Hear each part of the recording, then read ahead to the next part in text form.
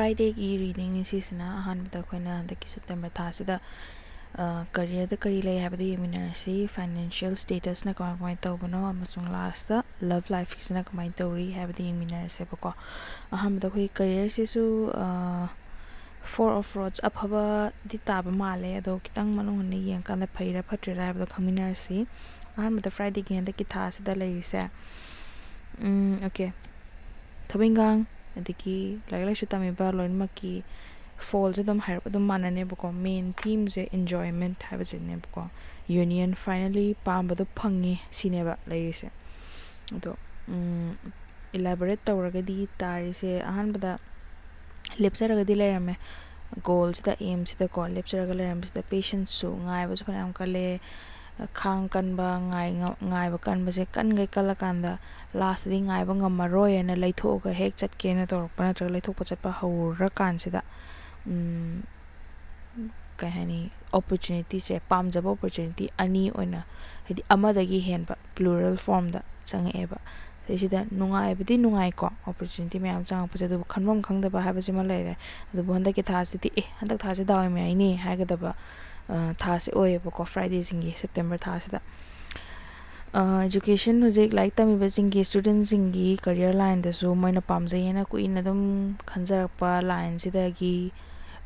nathai ba magdi na ba do ga jo sum warau ge ba aidi mingon da na te laibak ta aigi idaw di yam ya de khoti ka na khallaga sum phare to e di ka na khallaga laithok pa leidana ko adugum laithok pa sida adu laithok ubada nangna pamjaba ko students sing pamjaba hena pamjaba opportunity ani ohum gumba changsalak pado adugi mong adu karamaro khanbam khangdaba sine ba ko handaki thagi theme sida job seeker singi ju dum same ni ko hairi se chamane thabak se pamjaba ma kuine lepsa yenge aduga khang kan ge kala kan last ai se khang amaroi ne hek letho chapai du da phangbado adu phangi se amatana da ani hum phangba jida karam kan deno khamum khandaba adune ko aduga hojik job tawriba singsu handaki thase di nahangai waroba jingi mahai chaba hai tare ne ko adugumba thase oire September thase da Friday jingjen da career gi indi daw yare ba ko du leire makhata na khoi gi financial paisa nu sai matang sida jo hafet yengasi tarise handaki thas da ko paisa nu sai matang sida mi gi kitang ngangkhatna ba khokana ba dum khar leye ba ko nase dum mayam khara di dum paisa je wa minare da na ko irang ni kaine aduna paisa nu sai kitang awaba lei bisida ngangkhatna ni di pong thokna ba khotokna ba mateng ni da dum khar leye ba ko adu mateng ni hodaba gi su kona regret torokada ba handak thasida ngata ni ko haje thokadoi aduna horokada yam pongto chakto mateng ju niru da ba paisa ngangkhatna ba adugumba khar leibani na section biro khara paisa nu sai matang sida wangang ba da sungaire paisa matang boy dikitang section na wangang bi ba ko aduni leise handak se isani isa je ai irom dom ai di independent oina ai ngangsa bangam ni paisa fana thokera mi gi di ai di nawon dei ni ra saroi ka ha ba ge dugumba iku ma leibudo aduduna adudo ngakpa ngamakta boy butana ki thasida haidi yam thina laira ni haibai wana tabu ko durga ju dakam ler pakan da paisa do khudaki he hambam ler tabu gumba haidi hayeng je paisa phangdaw lai khala je hoji khudak da paisa dakar lai adudi anakpa isung imana bada mari mata da hang baje dum masan dai dana ko anakpa mi yum thangna boy gara ado sigi hang baje pongthok chakthok buduna hang ba hengam da buduna awa pham ta ba na tra hanguraga nahangai hairobo waduna mi duna wa kitang nungare da wa harpo gumba adi khana gumba dum kha thokpa yae na paisa ma ta tang section biro handaki thasida adu leire makhasi khoi kano gi si yengasi nusinongi love ki si yengasi love ki se akhoi ani thokni yengani single jingi ama aduga couple jingi ama ani thokni yengani bako adu ani thokni yengsa hamda single jingi hani yengasi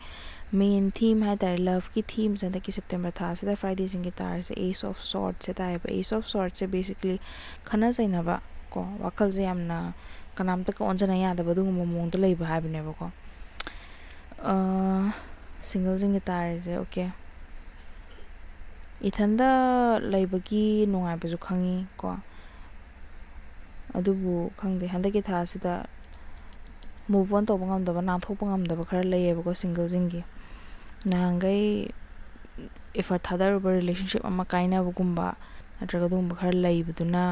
ꯋꯥꯈꯜꯁꯦ ꯌꯥꯝ ꯋꯥꯕ ꯅꯨꯡꯉꯥꯏꯇꯕ ꯅꯨꯡꯉꯥꯏꯐꯝ ꯈꯪꯗꯕ ꯀꯣ ꯅꯨꯡꯉꯥꯏꯅꯕꯗꯤ ꯄꯥꯝꯕꯩꯗꯤ ꯂꯥꯛꯄ ꯅꯨꯡꯉꯥꯏꯐꯝ ꯈꯪꯗꯕ ꯑꯗꯨꯃꯥꯏꯅ ꯂꯩꯌꯦꯕꯀꯣ ꯍꯟꯗꯛꯀꯤ ꯊꯥꯁꯤꯗ ꯁꯤꯡꯒꯜꯁꯤꯡꯒꯤ ꯑꯅꯧꯕ ꯆꯪꯉꯛꯀꯅꯤ ꯈꯣꯠꯂꯛꯀꯅꯤ ꯍꯥꯏꯕ ꯀꯩꯝꯇ ꯂꯩꯇꯦ ꯑꯗꯨꯒ just ꯃꯤ ꯐ꯭ꯂꯔꯇꯤꯡꯒꯤ ꯑꯣꯏꯅ ꯐ꯭ꯂꯔꯇꯤꯡ ꯍꯥꯏꯁꯦ ꯑꯗꯨꯝ ꯃꯤꯅꯗꯤ ꯁꯤꯔꯤꯌꯁ ꯑꯣꯏꯅ ꯆꯪꯖꯔꯛꯄꯒꯨꯝꯕ ꯌꯥꯎꯔꯛꯄ ꯌꯥꯏꯑꯕꯀꯣ ꯑꯗꯣ ꯁꯤꯒꯨꯝꯕ ꯂꯥꯛꯏꯁꯤꯡꯁꯦ ꯍꯧꯖꯤꯛꯀꯤ ꯑꯣꯏꯅꯗꯤ ꯐ꯭ꯔꯥꯏꯗꯦꯁꯤꯡꯁꯤꯅ ꯃꯣꯏ ꯆꯪꯉꯛꯑꯒꯁꯨ ꯀꯟꯁꯤꯗꯔ ꯇꯧꯗꯕ ꯍꯥꯏꯇꯥꯔꯦ ꯑꯗꯨꯝ ꯅꯣꯏꯁꯨ ꯑꯗꯨꯝ ꯂꯩ ꯑꯩꯁꯨ ꯑꯗꯨꯝ ꯂꯩꯒꯦ ꯍꯥꯏꯔꯒ ꯒꯦꯞ ꯑꯃ ꯃꯦꯟꯇꯦꯟ ꯇꯧꯔꯒ ꯂꯩꯕꯒꯤ ꯃꯑꯣꯡꯗ ꯂꯩꯕꯁꯦ ꯁꯨꯃꯥꯏꯅ ꯍꯥꯏꯔꯤꯑꯕꯀꯣ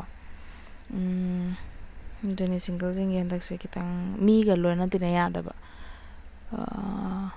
ꯑꯗꯨꯝ ꯄꯪꯈꯟꯗ ꯈꯟꯅꯅꯤꯡꯕꯒꯨꯝꯕ ꯃꯤꯅ ꯋꯥ ꯍꯥꯏꯔꯛꯄꯗ ꯌꯥꯅꯤꯡꯗꯕꯒꯤꯒꯨꯝꯕ ꯑꯗꯨꯒꯨꯝꯕ ꯃꯑꯣꯡꯁꯤꯗ ꯂꯩꯌꯦꯕꯀꯣ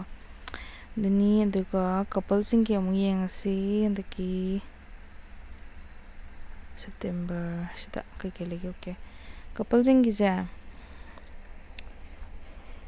ꯅꯥꯊꯩꯔ ꯆꯠꯄ ꯍꯥꯏꯕ ꯂꯩꯀꯣ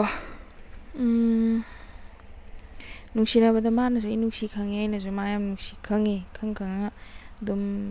ꯃꯔꯝ ꯑꯃꯗꯒꯤ ꯂꯥꯞꯊꯣꯛꯅꯔꯛꯄꯒꯨꯝꯕ ꯃꯔꯝ ꯁꯨꯡꯂꯩ ꯂꯩꯇ꯭ꯔꯁꯨ ꯑꯗꯨꯝ ꯂꯥꯞꯊꯣꯛꯅꯔꯛꯄꯒꯨꯝꯕ ꯃꯁꯥꯅ ꯑꯗꯨꯒꯨꯝꯕ ꯑꯃ ꯂꯩꯌꯦꯕꯀꯣ ꯑꯗꯣ ꯌꯥꯅꯔꯛꯇꯕ ꯂꯩꯕꯗꯒꯤ ꯅꯠꯇ꯭ꯔꯒ ꯗꯤꯁꯇ꯭ꯔꯦꯛꯁꯟ ꯑꯃ ꯂꯥꯛꯄꯗꯒꯤꯅꯤ ꯈꯪꯗꯦ ꯑꯃꯅꯤ ꯈꯪꯗꯦ ꯑꯗꯣ ꯑꯇꯣꯞꯄꯗ ꯂꯩꯊꯣꯛꯄ ꯍꯥꯏꯅ ꯂꯩꯌꯦꯕꯀꯣ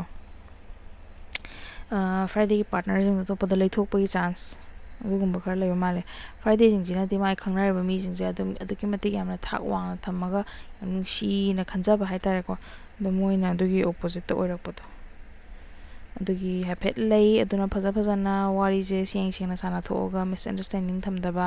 ꯁꯥꯎꯅꯕ ꯈꯣꯠꯅꯕ ꯂꯩꯔꯗꯤ ꯐꯖꯅ ꯁꯦꯡꯅ ꯑꯗꯨꯝ ꯍꯥꯏꯗꯣꯛꯅꯕꯀꯣ ꯑꯗꯣ ꯁꯥꯎꯅꯕ ꯐꯨꯝꯖꯤꯟꯅꯕ ꯍꯥꯏꯕꯁꯤꯃꯛꯇꯕꯨ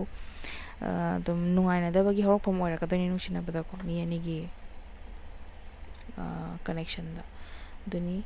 ꯑꯗꯣ ꯐ꯭ꯔꯥꯏꯗꯦꯒꯤꯁꯦ ꯁꯤꯒꯩ ꯂꯩꯔꯦ ꯍꯟꯗꯛꯀꯤ ꯊꯥꯁꯤꯗ